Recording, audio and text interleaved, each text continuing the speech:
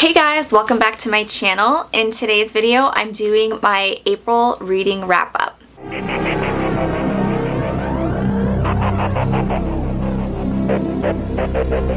So in April, I read 5 books, which is, again, the average for me. This month was a little hard for me because I read 2 long books and one of them sucked the life out of me. So if you want to see what books I read, keep watching. First, I read A House at the Bottom of a Lake by Josh Malerman. This is a novella about 2 kids who they're on their first date and they find this house underwater and it's bizarre, and they go under there and they explore it and they find that it defies all logic. It's completely furnished and there's nothing like floating around, and they become obsessed with this house and their whole relationship kind of revolves around this house.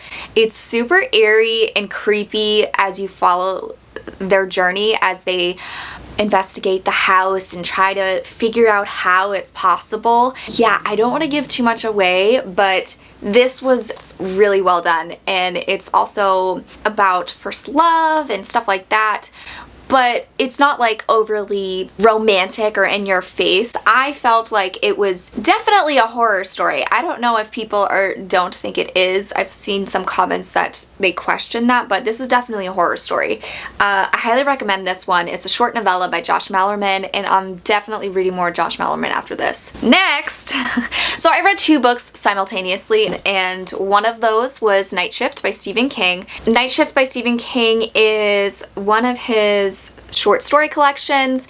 It includes Children of the Corn, Graveyard Shift, and my personal favorite, One for the Road, which is a sequel to Salem's Lot, which is my favorite Stephen King story, so I loved that story. There is such variety in this book, and I really loved how you could see how versatile Stephen King can be with his writing, because each story is so different from the other, and he also has a thing for inanimate objects coming to life, like the mangler, trucks, the lawnmower man. It's just weird. I don't know what his deal is, but there's some creepy stories in here, and I loved Children of the Corn. Top-notch storytelling for me. I normally am not a short story reader, which is why I avoided this for a while, but I'm really glad I picked this one up and read it, and this copy is just, I love it. It's so creepy, and yeah, you'll understand the cover when you actually read the book because there's a story that involves this. So yeah, I highly recommend this one. The next book I read, which is the book that sucked the life out of me, and that is The Entity. Yes, I love this cover. Beautiful, beautiful cover. Classic. Book I did not like, and I vlogged my experience, so you'll see exactly why I didn't like it. The story follows a young woman who, trigger warning here for sexual assault, she starts being sexually assaulted by an entity that she cannot see. So essentially the spirit of a man is assaulting her night after night, and she doesn't know what to do. So the story follows that, but in my opinion, they kind of exploit her and sexualize her a lot, and I was not a fan of that. And this is based on a woman's true account. Like, there's a woman, I think her name is Doris Blyther, I want to say. She experienced this, and I feel like the author could have told a much better story about this woman's real life struggle, and instead he kind of went off the rails with it, in my opinion. He focused too much on the men in her life, the men surrounding her that were exploiting what was happening to her and how they could use her, and he just focused too much on her body and her looks, and I just wasn't into it, and it really did suck the life out of me. Like, I almost went into a reading slump with this one, so I don't recommend it, but it's also a classic story that I feel like you should read. I don't know. I'm conflicted because I saw a lot of people did enjoy this, and it was made into a movie that I still haven't seen. I have to get in the right mindset for that, because reading about a woman being assaulted for 500 pages is a little bit much. You know what I'm saying? No thank you, okay? Never again. Then I I thought my month was over with that book because it killed me. But thankfully, I received my Nightworms package, which included some awesome selections, and I read Scan Lines by Todd Keisling. This is the first Todd Keisling book I've ever read. Trigger warning for suicide, but this book deals with suicide. It follows 3 teenage boys who they're trying to watch a porn tape, and it's back in the 90s when it was the internet was dial-up, and they downloaded a video thinking it was porn, and it turned out to be a video of a man, a congressman, who committed suicide on live television.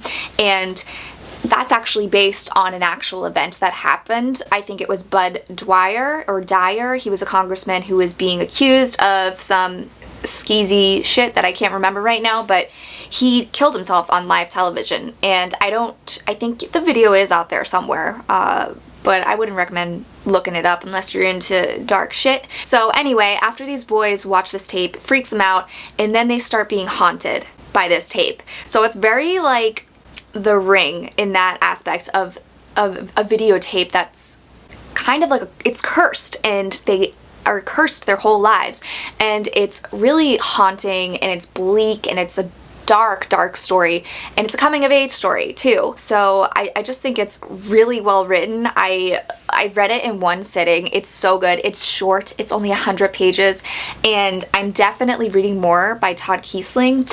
And in the afterword, he talks about this story was kind of therapeutic for him because he wrote it while he was going through a really hard time with depression, and you can tell when you read the story because it's very dark and it's all about depression and suicide. And I just really enjoyed learning his backstory and just appreciate his honesty there. And I feel like this story came from a dark place, and I just feel like it has a lot to say in such a short time, and I highly recommend this one. But please check trigger warnings beforehand because it does feature suicide heavily throughout and some really dark imagery throughout, so it might not be for you. And lastly, also in the Nightworms subscription box was Goddess of Filth by V. Castro. This book, okay, first of all, can we talk about how beautiful the cover is? This story, it's written by a Mexican-American author. The story follows a group of best friends who they've graduated from high school. They're in the summer before they start their lives, really, and they hold a seance, and one of their friends becomes possessed, I guess you would say, and weird stuff starts happening. And the girl who, it's kind of told from the perspective of her best friend who's trying to help her, and the perspective of the girl who's possessed. And the girl who's possessed, she's possessed by the Goddess of Filth, and she's really learning about herself, her sexuality, her sexual identity. It's definitely a feminist coming of age story, and it just it's one of those stories that makes you feel powerful as a woman. I just really highly recommend this one. I loved the story of the girls, and I wish it was longer because I feel like V. Castro has such an interesting voice, and there was so much interesting stuff in here. Like, I want to learn more about the culture, the Goddess of Filth, and the ancient language that they speak in this. I just feel like there's so much more, and it was so good, and I highly recommend it. I definitely will be checking out more from V. Castro because she knocked it out of the park with this one. This is another short one. It's only 140 so pages, and it packs a punch in that short amount of time. So, and there you have it. That's everything I read in the month of April. I had a pretty solid reading month, aside from The Entity. There were some really good reads in there that I would definitely recommend for everybody. What did you read this month? Please let me know down below, and I'll catch you next time, guys. Thanks for watching. Bye.